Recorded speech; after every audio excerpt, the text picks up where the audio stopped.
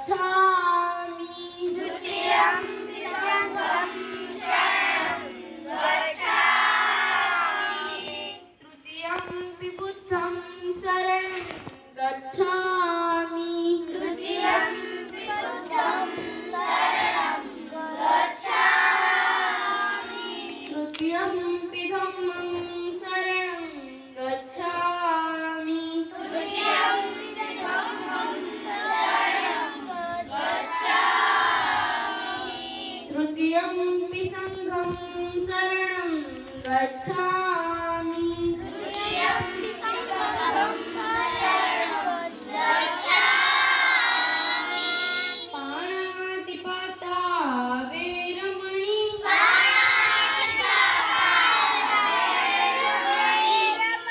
सिक्खापदं समादयामि सिक्खापदं समादयामि अभिज्ञदाना वेरमणि अभिज्ञदाना वेरमणि सिक्खापदं समादयामि सिक्खापदं समादयामि कामेषु मिच्छाचारा वेरमणि कामेषु मिच्छाचारा वेरमणि सिक्खापदं समादयामि सिक्खापदं समादयामि वेरमणि शूरमेरयमध्यममानिकाना वेरमणि सिक्खापदं समादयामि सिक्खापदं समादयामि सप्पपापस्य करणं सर्वपापस्य करणं कुशलस्योपसम्पदा कुशलस्योपसम्पदा चित्तपर्योदपणं सतित्तपर्योदपणम् एतं बुद्धानि शासनम् साधु साधु साधु મારું નામ કશ્યપ છે. હું બારવાટિકા ભણું છું.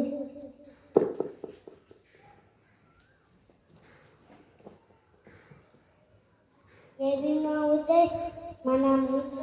હું આંગણવાડી ભરું છું.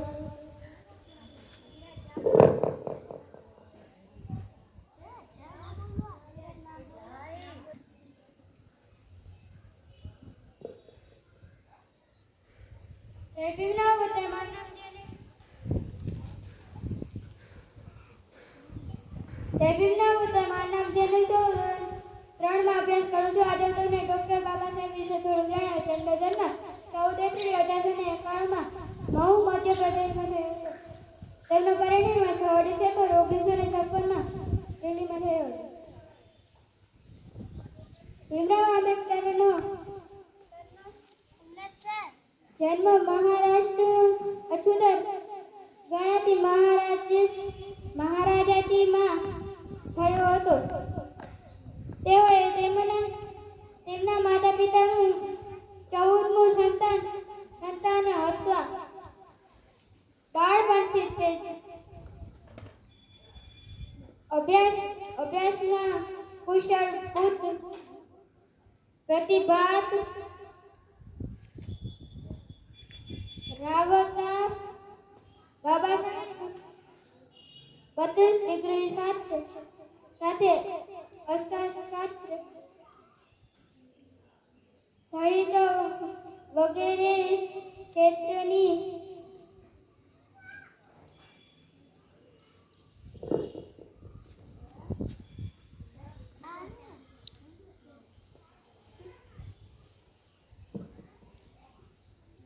હલો,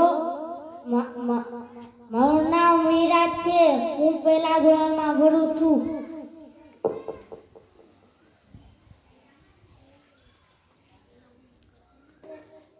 મારું નામ મનોદક્ષ છે. હું ધરમદેશમાં ભણું છું. હું આજે તમને તથાગત બુદ્ધ વિશે થોડું જણાવીશ. તથાગત બુદ્ધનો જન્મ ભારતના પ્રજાસત્તાક રાજ્ય વ્યવસ્થા ધરાવતા શાક્યવંશ શાસનના રાજકુમાર તરીકે થયો હતો. તેમનો ઉછેર બાળપણથી તમામ સુખ સુવિધા સાથે કરવામાં આવ્યો તથા તમામ પ્રકારના શોખ દુઃખથી તેમને દૂર રાખવામાં આવ્યા હતા. તેમના લગ્ન યશોદાનંદની રાજકુમારી સાથે થયા હતા, જેનાથી તેમણે રાહુલ નામનો પુત્રનો જન્મ થયો હતો. એક વખત તેઓ પોતાના સારથી સાથે નગર ચર્ચાએ નીકળ્યા. નગરમાં જોયું કે દુઃખી રોગી મરણ પામેલ લોકોને જોયા. જે હોય તેમણે દુઃખની અનુભૂતિ થતા તેમનું મન વિચલિત થઈ ગયું અને દુઃખનું નિવારણ શોધવાના ઉદ્દેશથી તેમનો ગૃહત્યાગ કર્યો. આ છોડ્યા બાદ તેમણે સાધના કરી. પુસ્તક માધ્યમમાં શોધી માનવ માત્ર એક સમજે. જો સાચું કહીશ જય ભીમ નમો બુદ્ધાય.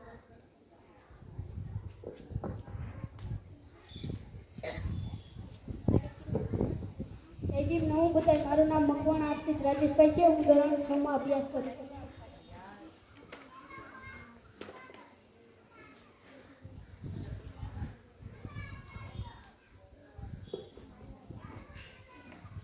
જય ભીમ નમો બુદ્ધાય. મારું નામ ચિરાગ છે. હું ધોરણ 4 માં અભ્યાસ કરું છું. આજે હું તમને એવા મહાનાયક વિશે જણાવીશ તેઓએ પોતાના સમાજ માટે એટલે કે મૂળ નિવાસી સમાજ માટે પોતાનું બલિદાન આપ્યું. એવા મહાનાયક એટલે રોહિત વેમુલા. તેમનો જન્મ 30 જાન્યુઆરી 1989 માં હૈદરાબાદ તેલંગાણામાં થયું હતું. તેમનું મૃત્યુ 17 જાન્યુઆરી 2016 માં થયું હતું. હૈદરાબાદ સેન્ટ્રલના યુનિવર્સિટીના સમાજશાસ્ત્ર વિભાગ પીએચડી કરતા અને ક્રાંતિકારી વિચારો ધરાવતા અને જાતિવાદી વ્યવસ્થાનો વિરોધ કરતા રોહિત વેમુલા અને તેમના 4 સાથીઓ યુનિવર્સિટીના કેમ્પસમાં પ્રતિબંધ લગાવીને તેમને સસ્પેન્ડ કરી દેવામાં આવ્યા. યુનિવર્સિટીના આવા જાતિવાદ નથી કરતા રોહિત વેમુલાએ ખુલ્લા આકાશ નીચે આંદોલન કરવા બેસી ગયા. નિષ્ઠાંત દ્વારા તેને કોઈ હકારાત્મક જવાબ આપવામાં ના આવ્યો. યુનિવર્સિટીના આવા જાતિવાદ નથી કરતા રોહિત વેમુલાએ પોતાની જિંદગી ટૂંકાવી લીધી. આ તેમની આત્મહત્યા ન હતી પણ એક દલિત સ્કોલર સ્થાનિક હત્યા હતી. બસ આટલું જ કહીશ. જય ભીમ નમો બુદ્ધાય.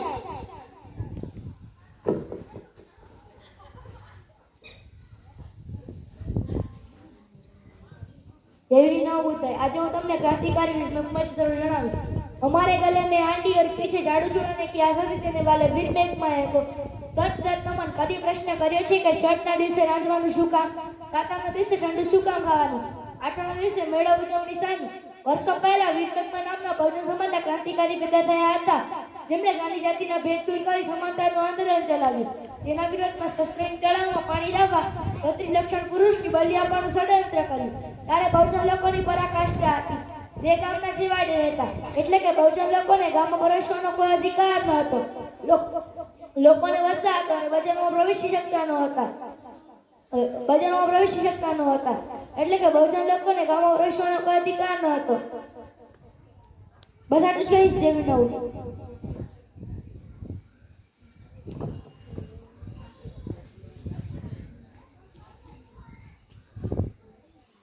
જય ભીમ નમો બુદ્ધાય. આજે હું તમને એવા માને વિશે થોડું જણાવીશ કે જેમણે સમગ્ર ભારત જીતી લીધેલ હતું. કે તેમણે એવી જીત્યું કે આજ સુધી કોઈ પણ ન જીતી શક્યું. તે હતું કલિંગની યુદ્ધ અને તે હતા સમ્રાટ અશોક. સમ્રાટ અશોક પ્રાચીન ભારતના મૌર્ય વંશના રાજા હતા અને સમ્રાટ અશોક તરીકે ઇતિહાસમાં જાણીતા છે. તેમના સમયમાં મૌર્ય સામ્રાજ્ય ઉત્તરમાં હિન્દુ કુશની પહાડીઓથી દક્ષિણમાં ગોદાવરી નદીના દક્ષિણ તથા મૈસૂર સુધી અને પૂર્વમાં બાંગ્લાદેશ જીતી લીધેલ હતું, કે જે તે સમયનું સૌથી મોટું મુખ્ય વિશાળ સામ્રાજ્ય હતો. અશોકના શિલાલેખો સૂચવે છે કે કલિંગ યુદ્ધના થોડા વર્ષો બાદ સમ્રાટ અશોક બૌદ્ધ ધર્મ તરફ આકર્ષ્યા. બૌદ્ધ ગ્રંથકર્તાઓ તેમને મોટી સંખ્યામાં સ્તૂપ સ્થાપવા અને ત્રીજી બૌદ્ધ પરિષદને સમર્થન આપવા અને સંઘને ઉદાહરણ આપવાનો શ્રેય આપે છે. ઐતિહાસિક સમ્રાટ તરીકે અશોકનું અસ્તિત્વ લગભગ ભૂલી ગયું હતું, પરંતુ 19મી સદીમાં લખાયેલ સ્ત્રોતોના અર્થઘટન પછી અશોક મહાન ભારતીયોમાંના પ્રતિષ્ઠા ધરાવે છે. બસ આટલું જ કહીશ. જય ભીમ નમો બુદ્ધાય.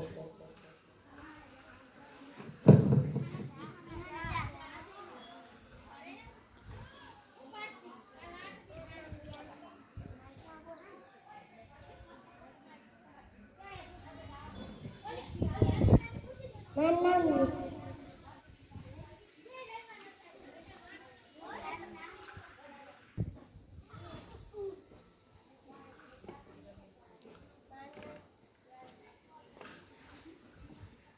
જય ભીમ નમો બુદ્ધાય. મારું નામ દીપિકા છે. હું બાળ વાટિકામાં અભ્યાસ કરું.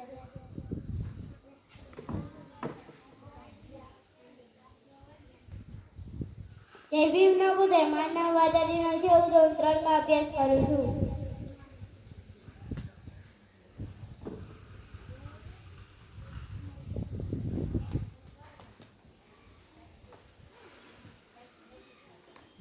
જય ભીમ નવોદય. મારું નામ ત્રિષા જયસ્વાલ રાઠોડ છે. હું ધોરણ 5 માં અભ્યાસ કરું છું.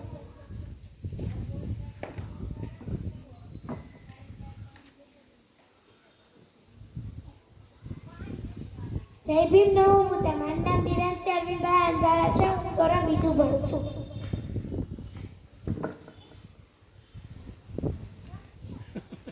જય ભીમ નવોદય. મારું નામ ધ્રુવી છે. હું ધોરણ 3 માં અભ્યાસ કરું છું.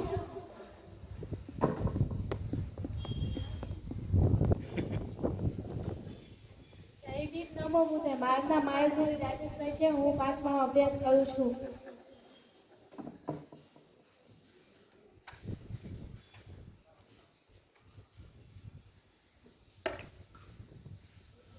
जय भीम नमो बुद्धाय. इस मिट्टी में उस बलिदानों की लहू की महक है जिनके सर कटने पर थरथरा करते थे वो ऐसे योद्धा थे जो तलवार होकर लोगों से भिड़ा करते थे.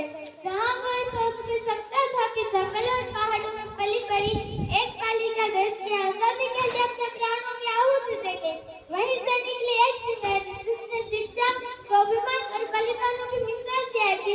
उसे युगों युगों तक याद किया जाएगा. कालिका का जन्म 1935 માં થયો હતો. 12 વર્ષની ઉંમરમાં તેમના પ્રાણોની આહુતિ દેવાવાળા આદિવાસી વીરાંગના હતા. ડુંગરપુર રાજ્યમાં કોઈ શાળા ન હતી, પરંતુ આદિવાસી લોકોને શિક્ષણ આપવા માટે નાનાભાઈ તેલંગિયાએ એક શાળા ખોલી હતી. ત્યાં કેટલાક બાળકો અભ્યાસ કરવા આવી રહ્યા હતા. મહારાવે આદેશ આપ્યો કે બધી શાળા બંધ કરવામાં આવે. મહારાવ બોલ્યા કે જો બધા બાળકો શિક્ષિત થશે તો તેમના માટે ભયંકર થશે. તેમનાથી ઘર માંગવા લાગશે. તો પણ નાનાભાઈએ શાળા ચાલુ રાખી તો તેમને ઘરમાં પૂરી બંદૂક વડે મારવામાં આવે છે. તો પણ નાનાભાઈ ન માનતો તો તેમને ટ્રક વડે બાંધીને ઘસીટવામાં આવે છે. ત્યાં બધા લોકો જોઈ રહ્યા હોય છે, પરંતુ કોઈની હિંમત ન થતી કે પોલીસ સામે બોલી શકે. ત્યાં તો કાલીબાઈ આવી પહોંચે છે અને બોલી ઉઠે છે કે મારા ગુરુજીને કેમ ઘસીટવામાં આવે છે. ત્યાં એક અંગ્રેજ તેમને કહે છે કે તેમને કહ્યું હોય છે કે તેમની શાળા બંધ કરી નાખવામાં આવે. તો પણ તેમને શાળા ચાલુ રાખી, તેથી તેમને ઘસીટવામાં આવે છે. ત્યાં કાલીબાઈ દાંતરડા વડે દોરી કાપી તેમના ગુરુજીને બચાવી લે છે અને અંગ્રેજો તેમના પર ગોળીઓનો વાર કરવા લાગે છે અને કાલીબાઈ ત્યાંથી મૃત્યુ પામે છે. બસ આટલું જ કહીશ. જય ભીમ નવોદય.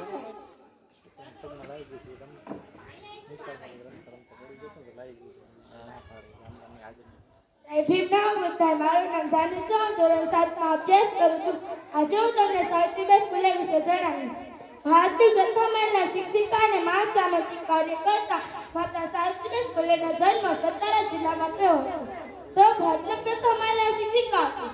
પોતાના પતિ અને મહાન સમાજ સુધારક જ્યોતિબા ફૂલેના સહકારથી તેમણે સ્ત્રી શિક્ષા માટે મહાન કાર્યપત્ર કર્યું હતું. નમન કરો હમ सावित्रीबाई को जिसने नारी शिक्षा की अलग जगाई, अज्ञानता का अंधकार दूर करे, उसने ज्ञान की ज्योत जलाई, शिक्षा पाकर सबको समझाया कितनी जरूरी होती है पढ़ाई, रिवाज परंपरा को तोड़कर उनके खिलाफ आवाज उठाई, देश के लिए अच्छे काम करके महासमाज सेवी को कराई, स्त्री अधिकार का लड़ने से क्रांति ज्योति माता सावित्रीबाई फूले कहलाई. આજે હું તમને એવી સ્ત્રી સજણા જઈ રહી છું જેમ જ્ઞાની દેવીને રાષ્ટ્રમાતા કહેવામાં તે કંઈ ખોટું નથી. આજના સમયમાં તે જ્ઞાની દેવી માતા સરસ્વતીને માનવામાં આવે છે, પણ તે સરાસર ખોટું છે. જો કોઈને જ્ઞાની દેવી વિરુદ્ધ લડવું જોઈએ તે માતા સાવિત્રીબાઈ ફૂલે છે. માતા સાવિત્રીબાઈ ફૂલેનો જન્મ શુદ્ધ અને પછાત ગણાતી માળી જાતિમાં તારીખ 3 જાન્યુઆરી 1831 રોજ થયો હતો. તેમની માતાનું નામ લક્ષ્મીબાઈ અને પિતાનું નામ ખાંડોજી નરસિંહ પાટીલ હતું. તેમના પિતા પૂર્ણ પરંપરાગત વ્યવસાય કરતા.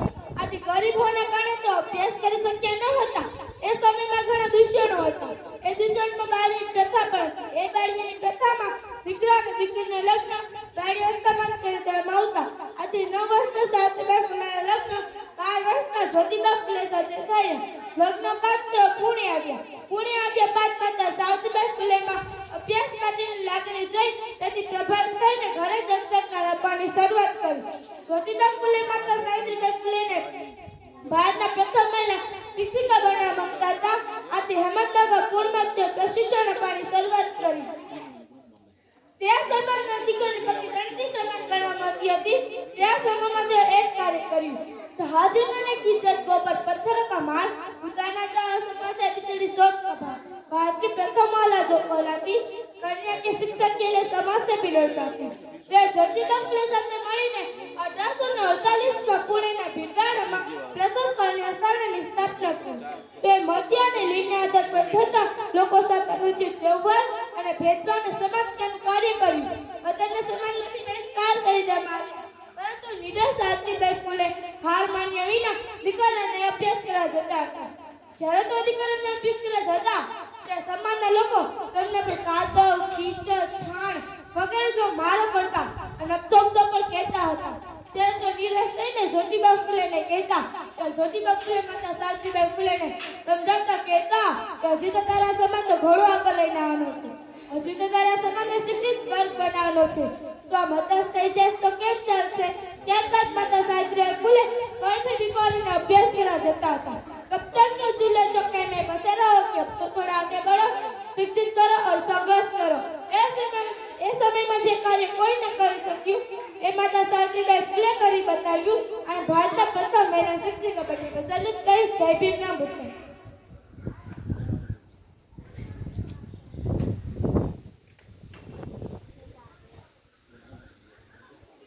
જય ભીમ નમો બુદ્ધાય. મારું નામ ખુશાલી છે. હું ધોરણ 8 માં અભ્યાસ કરું છું. આજે હું તમને જય સ્ત્રી વિશે વાત કરવા જઈ રહી છું. તે એક માત્ર નામ નથી, તે એક લાગણી છે, તે એક સંઘર્ષ છે, તે એક શક્તિ છે. ત્યાગ, બલિદાન અને કરુણાની મૂર્તિ માતા રમાબાઈ, જે પોતે અંધારામાં રહીને બીજાને પ્રકાશ આપે છે. તે માતાઓ તો ઇતિહાસમાં નહીં પણ દિલોમાં પણ જીવિત રહ્યા છે. માતા રમાબાઈનો જન્મ ગરીબ પરિવારમાં થયો હતો. બાળપણમાં જ માતા પિતાનો સાથ છૂટી ગયો, પણ છતાં પણ તેમણે ક્યારેય ફરિયાદ ન કરી. એપ્રિલ 1908 માં તેમના લગ્ન ડોક્ટર બાબા સાહેબ આંબેડકર સાથે થયા. પણ આ લગ્ન માત્ર પતિ પત્નીનો સંબંધ ન હતો. આ લગ્ન એક સંઘર્ષની ભાગીદારીનો હતો. અને જ્યારે બાબા સાહેબ વિદેશ અભ્યાસ કરવા જતા ત્યારે માતારામાં ઘરની દરેક જવાબદારી એકલાએ સંભાળી. અને ઘણા દિવસો તો એવા હતા કે ઘરમાં ખાવા માટે પણ કાંઈ ન હતું. તો ભૂખ્યા રહીને પોતાના પતિના સપનાને જીવિત રાખ્યા. એક માતા માટે સૌથી મોટું દુઃખ શું હોઈ શકે? પોતાના બાળકોને ગુમાવવું. માતારામાં આ દુઃખ પણ સહન કર્યું, પણ પૈસાની તંગીના કારણે પોતાના પુત્રને અંતિમ વિદાય પણ ન આપી શક્યા.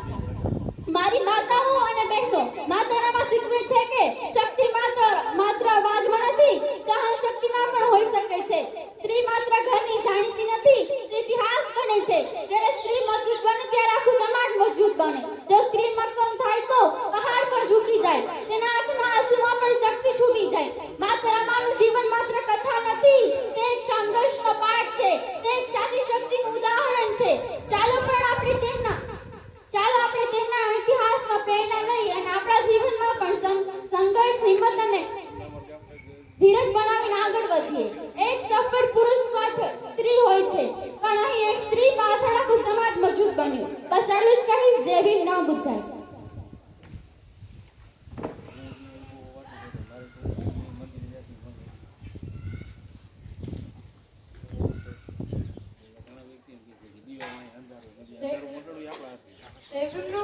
चमकूटी सन 57 में 72 बार पुरानी थी. खूब लड़ी वो मर्दानी वो झांसी की झलकारी थी. एक એવો મહિલા જેમને બહાદુરી અને વફાદારીને ઇતિહાસમાં સ્થાન ન મળ્યું, પરંતુ સામાન્ય લોકોને હૃદયમાં સ્થાન આપ્યું. આજે હું તમને એવી વીરાંગનાની વાત કહીશ જે સમયમાં દીકરીઓને સાપનો ભારો માનવામાં આવતો હતો. તે સમયમાં ઝલકારીબાઈએ ભારતનો ઇતિહાસ રચી નાખ્યો હતો. જેમના સાહસ, શૌર્ય અને સમર્પણથી જ ભારતીય ઇતિહાસના પાના સુરક્ષિત બની ગયા હોય તેવા એક વીરાંગના એટલે કે ઝલકારીબાઈ. ઝલકારીબાઈનો જન્મ ઝાંસીના થોડા અંતરે આવેલા ભોજલા ગામમાં તારીખ 22 નવેમ્બર 1830 થયો હતો.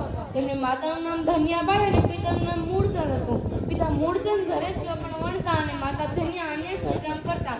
તેમના માતા પિતાનો એક માત્ર સંતાન હતા, તેથી તેમનો ઉછેર ખૂબ જ લાડપ્રેમથી કરવામાં આવ્યો હતો. તો નાના હતા ત્યારે તેમની માતાનું મૃત્યુ થઈ ગયું હતું. તેથી તેમના પિતાએ તેમને દીકરાની જેમ ઉછેરી હતી અને ઘોડેસવારી અને હથિયાર ચલાવવાની તાલીમ આપી હતી. એક વખત યોજાયેલ સમારોહમાં ઝલકારીબાઈ રાણી લક્ષ્મીબાઈનો પહેરવેશ ધારણ કરીને લડતા જેથી દુશ્મનોને ધોકો આપી શકાય. 1857ના વિકલ્પ વખતે રાણીને કિલ્લાથી બહાર જવાનો સમય પડી ગયો. ઝલકારીબાઈએ રાણી લક્ષ્મીબાઈને પહેલો સ્થાન કર્યો જેથી દુશ્મનોને ધોકો આપી શકાય. जाकर में ललकारी थी वह झांसी की जलकारी थी. गोरों को लड़ना सिखा गई वह रानी बन जोकर दिखा गई. इतिहास में झलक रही वो तो ભારત की नारी थी. ઝલકારીબાઈ દુશ્મનોના હાથ પકડાતા તેમને ફાંસીની સજા આપવામાં આવી. કેપ્ટને ઝલકારીબાઈને કીધું, ફાંસીની સજા આપવા પહેલા તમારે કંઈ કહેવું છે? ઝલકારીબાઈએ કીધું, મારા જેવી બહાદુરી 1% પણ મહિલા બતાવે તો અંગ્રેજોને ભારત છોડીને જવું પડે. બસ આટલું જ કહી સાહેબ.